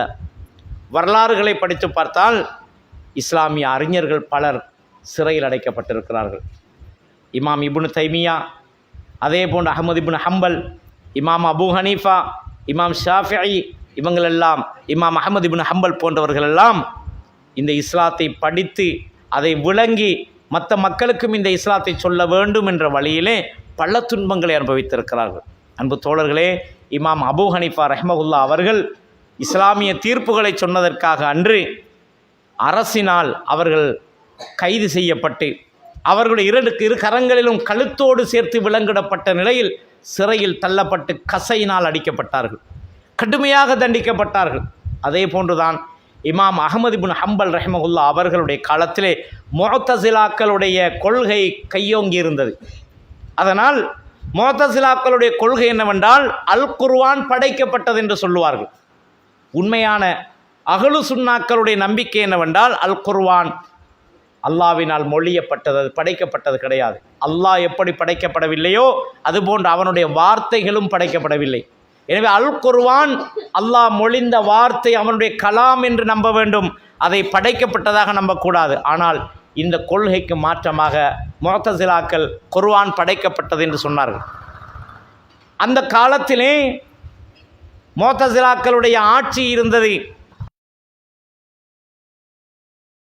உலமாக்களை எல்லாம் அழைத்து எல்லோரிடத்திலும் சொன்னான், நீங்கள் எல்லோரும் குர்ஆன் படைக்கப்பட்டது என்று சொல்ல வேண்டும். குர்ஆன் படைக்கப்படவில்லை, அது மொழியப்பட்ட கலாம் என்று நீங்கள் சொல்லக்கூடாது. எல்லோரும் குர்ஆன் படைக்கப்பட்டதாக சொல்ல வேண்டும் என்று சொல்லி, இல்லை என்றால் உங்களை கொல்லுவோம், கசையால் அடிப்போம், சிறையில் சித்திரைவதை செய்வோம் என்றெல்லாம் அன்றைய அரசு அவர்களை அச்சுறுத்தல் செய்த பொழுது பல உலமாக்கள் அன்று இந்த கொள்கையை விட்டும் குர்ஆன் படைக்கப்பட்டது என்று சொல்லிவிட்டார்கள். இறுதி வரைக்கும் இமாம் அஹ்மது இப்னு ஹம்பல் அந்த கருத்தை ஏற்றுக்கொள்ளவே இல்லை. அது ஒரு அக்கீதா, முஸ்லீம்களுடைய அக்கீதா. இந்த அக்கீதாவில் குர்ஆன் படைக்கப்பட்டது என்று சொன்னாலே நாம் இஸ்லாத்தை விட்டு வெளியில் போய்விடுவோம். எனவே இமாம் அஹ்மது இப்னு ஹம்பல் கடைசி வரைக்கும் போராடினார்கள், இல்லை குர்ஆன் படைக்கப்படவில்லை என்று. இறுதியிலே தீர்ப்பு வழங்கப்பட்டது. இமாம் அஹ்மது அவர்களை கைது செய்தார்கள், சிறையிலே கொண்டு அடைத்தார்கள், பல நாட்கள் துன்புறுத்தினார்கள். என்றாலும் அவர்கள் வாக்குவாதங்களில் வென்று கொண்டார்கள். ஆனால் தன்னுடைய கருத்திலிருந்து மாறுவதாக இல்லை என்று கண்ட பொழுது இமாம் அஹ்மது இப்னு ஹம்பலுக்கு கசையடி தீர்க்கப்பட்டது. அஹ்மது இப்னு ஹம்பல் ரஹ்மஹுல்லா அவர்களுக்கு கசையடி கொடுக்கப்பட்டு பல நாட்கள் சிறையிலே துன்புறுத்தப்பட்டார்கள். அன்பு தோழர்களே, அஹ்மது இப்னு ஹம்பல் ரஹ்மஹுல்லா அவர்கள் தன்னுடைய வாழ்க்கையிலே அபூ ஹனீஃபா ரஹ்மஹுல்லா அவர்களை சொல்லும் பொழுது அழுவார்களாம். ஏன் அழுதார்கள்? அபூ ஹனீஃபா இமாமும் அவ்வாறு தான் சிறையிலே விலங்கிடப்பட்டு கசையடிகளால் தண்டிக்கப்பட்டார்கள். தனக்கு கொடுத்த அந்த கசையடிகளை நினைத்து அஹ்மது இப்னு ஹம்பல், அதாவது அபூ ஹனீஃபா இமாமுக்கும் எப்படி இருந்திருக்கும் என்பதை நினைத்து இமாம் அஹ்மது இப்னு ஹம்பல் அபூ ஹனீஃபா இமாமுடைய பேரை கேட்டாலே அழுவார்களாம். அழுதுவிட்டு இர்ஹமுஹுல்லா, அல்லாஹ் அவருக்கு அருள் செய்வானாக என்று பிரார்த்திப்பார்களாம். இந்த அளவுக்கு இமாம் அபூ ஹனீஃபா, இமாம் அஹ்மது இப்னு ஹம்பல் போன்றவர்கள் சிறையில் தண்டிக்கப்பட்டிருக்கிறார்கள். அதே போன்றுதான் இமாம் மாலிக் ரஹ்மஹுல்லா அவர்கள் ஒரு திருமண விடயத்திலே ஒரு தலாக்கு சம்பந்தமான ஒரு தீர்வை கொடுத்தார். அந்த தீர்ப்பை வாபஸ் பெறுமாறு அன்றைய காலத்தில் அபூ ஹனீஃபா இமாமிடம் அந்த ஆட்சியாளர்கள் வேண்டினார்கள். இமாம் மாலிக் ரஹ்மஹுல்லா அவர்கள் சொன்னார்கள், நான் வாபஸ் பெற மாட்டேன், இஸ்லாமிய தீர்ப்பு எதுவோ அதை தெளிவாக பேசுவேன் என்று உறுதியாக இருந்தார்கள். அதற்காக இமாம் மாலிக் ரஹ்மஹுல்லா அவர்களுக்கு சிறை தண்டனை கொடுத்து கசையடி அடித்தார்கள். இமாம் மாலிக் ரஹ்மஹுல்லா அவர்களுக்கு கசையடி அடிக்கப்பட்டு தலைகளெல்லாம் இரத்தம் ஓடி முகங்களெல்லாம் இரத்த வடிந்த நிலையில் ஒரு ஒட்டகை மேல் அவர்கள் ஏற்றப்பட்டு ஊர்வலம் கொண்டு வந்தார்கள். அந்த நேரத்திலே மக்களெல்லாம் பார்த்து கொண்டிருக்கும் பொழுது இமாம் மாலிக் ரஹ்மஹுல்லா அவர்கள் தன்னுடைய முகத்தில் இருந்த இரத்தத்தை துடைத்து விட்டு சொல்லுகிறார்கள், மக்களே, என்னை இனங்கண்டீர்களா? நான் தான் மாலிக் இமாம் என்று சொல்லி, நான் ஒரு திருமண ரத்து சம்பந்தமான ஒரு தீர்ப்பு சொன்னதற்காக இவ்வாறு நான் தண்டிக்கப்பட்டிருக்கிறேன் என்று இமாம் மாலிக் அவர்கள் சொன்னார்கள். அந்த நேரத்திலே அந்த அரசு பயந்தார்கள். திரும்பி அரசுக்கு எதிராக வந்து விடுவார்களோ என்று பயந்து இமாம் மாலிக்கை விடுதலை செய்தார்கள் என்ற வரலாறை பார்க்கிறோம். அன்பு தோழர்களே, வரலாறு நெடுகிலும் அறிஞர்கள் இப்படித்தான் தியாகிகளாக இருந்திருக்கிறார்கள் என்பதை பார்க்கிறோம். இது போன்றுதான் இன்னும் ஒரு வரலாறு, சுபுகு தொழுகையில் இன்று ஓதப்படுகிற குனூத்துக்கு ஒரு வரலாறு இருக்கிறது.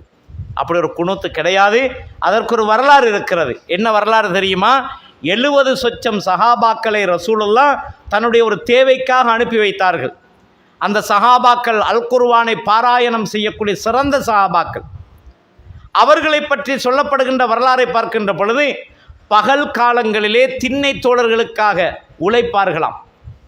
மலை உச்சிகளிலெல்லாம் ஏறி விறகுகளை முதுகுகளிலே சுமந்து வந்து பகல் பொழுதுகளில் அதை விற்றுவிட்டு அதில் வருகின்ற பணத்தை எடுத்து தனக்கும் அந்த திண்ணை தோழர்களுக்கும் உணவு கொடுப்பார்களாம். இப்படியான சஹாபாக் 70 லட்சம் பேர் ரசூலுல்லாவுடைய தேவை நிமித்தம் போய்கொண்டிருக்கும் பொழுது பியோர் மவுனா என்ற இடத்தில் பனு சுலைம்களால் கொல்லப்பட்டார்கள்.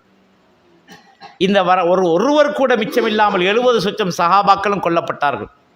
இந்த வரலாறை அல்லாஹ் நபிகளாருக்கு வஹீன் மூலம் அறிவித்தான். உடனே ரசூலுல்லாஹ் அன்று சுபஹ் தொழுகையில் குனு தோதினார்கள். கொலை செய்த எதிரிகளுக்கு எதிராக குனு தோதினார்கள். கடுமையாக கவலைப்பட்டார் ரசூலுல்லாஹ். அன்பு தோழர்களே, என் அருமை சகோதரிகளே, இந்த வரலாறுகளெல்லாம் படித்துவிட்டு வெறுமனே நாங்கள் கேட்டுவிட்டு காதுகளால் விட்டுவிடக்கூடிய செய்திகள் கிடையாது. இதுவெல்லாம் நம்முடைய வாழ்க்கையில் படிப்பினையாக அமைய வேண்டும். உலகத்தில் எவ்வளவு அர்ப்பணிப்புகளை தியாகங்களை சஹாபாக்கள் செய்திருக்கிறார்கள், இமாம்கள் செய்திருக்கிறார்கள். இமாம் நவவி இருக்கிறார்கள்.